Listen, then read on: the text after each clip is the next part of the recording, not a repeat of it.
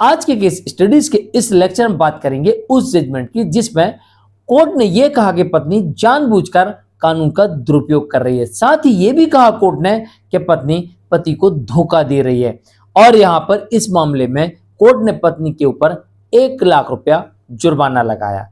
दरअसल पत्नी के द्वारा लगाए गए केसेस को डिसमिस कराने के लिए उच्च न्यायालय पहुंचा था और उच्च न्यायालय ने पति की याचिका को स्वीकार करते हुए एक टिप्पणी की और 1 लाख रुपया जुर्माना भी लगाया और एक केस भी डिसमिस कर दिए। साथ ही यह भी कहा कोर्ट ने इस मामले में कि पति को 1 लाख रुपया क्षतिपूर्ति के रूप में पत्नी पति को 4 हफ्ते के भीतर देगी।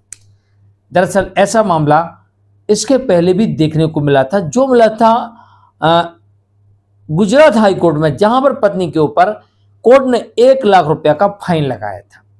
ऐसा एक और मामला देखने को मिला था जहां पर कोर्ट ने हर्जाने के तौर पर 15 लाख रुपए पति को दिलाए थे। तो चलिए इस मामले की बात करते हैं जिसमें 1 लाख रुपए जुर्माना लगाते हुए पति को 1 लाख रुपए की क्षतिपूर्ति दिलवाते हुए और पत्नी के द्वारा लगाए गए आपराधिक मामलों को कोर्ट ने रद्द कर दिया और कोर्ट ने कहा कि पत्नी जानबूझकर कानून का दुरुपयोग कर रही है और साथ ही यह भी कहा कि पति को धोखा दे रही है। जय जिनेंद्र, मुकेश जैन।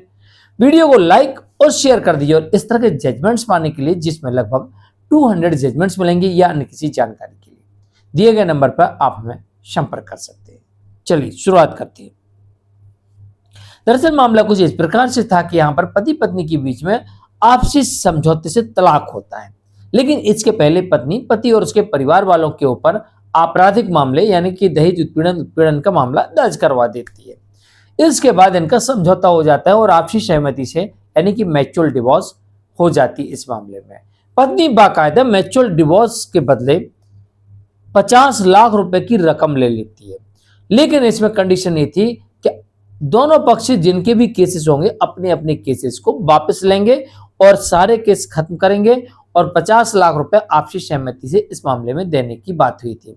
50 लाख रुपए पत्नी ले भी लेती है और इस मामले में डिवोर्स भी हो जाता है, लेकिन पत्नी के द्वारा लगाए गए आपराधिक मामले जो कि पति और उसके बुजुर्ग माता पिता के ऊपर थे, इसे पत्नी वापस नहीं लेती है और इसी बात से व्यथित होकर पति पहुंचता है मध्य प्रदेश हाईकोर्ट। मध्य प्रदेश हाईकोर्ट की इंदौर बेंच में जब ये मामला पहुंचता है तो वहां पर पति अपनी तरफ से न्यायालय को बताता है कि हुजूर देखिए, आपसी सहमति से ये तय हुआ था कि मामले पत्नी वापस लेगी, इसी के बदले मैंने इनको 50 लाख रुपए भी दे दिए हैं, डिवोर्स भी हो गया है। इसके बावजूद भी पत्नी अपने मामले वापस लेने के लिए तैयार नहीं है। तो पति की याचिका को कोर्ट ने स्वीकार किया। कोर्ट ने माना कि जब आपसी सहमति से आपका मामले को सुलझा लिया गया है, आपने आपसी सहमति से डिवोर्स ले लिया है, जो तय रकम हुई थी स्थायी भरण पोषण की वो भी आपने ले ली है, तो फिर ये तो पति के प्रति धोखा है और कानून का मिसयूज है। क्योंकि आप जब एक तरफ कोर्ट में बयान दे रहे हैं कि हम अपने सभी मामले वापस लेंगे, इसके बाद हम कोई केस नहीं चलाएंगे, एफिडेविट में लिख के दे रहे, एग्रीमेंट बना रहे, सेटलमेंट डीड बना रहे, उसमें लिख के दे रहे, शपथ पत्र लिख के दे रहे और इसके बाद आप अपनी ही बात से मुंह कर रहे हैं।